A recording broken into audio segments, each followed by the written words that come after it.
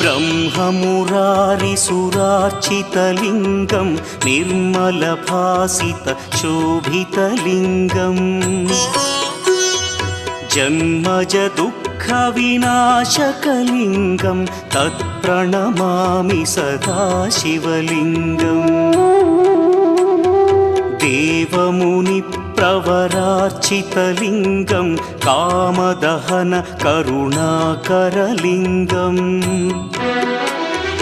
रावणदर्पविनाशकलिङ्गं तत्प्रणमामि सदा शिवलिङ्गम्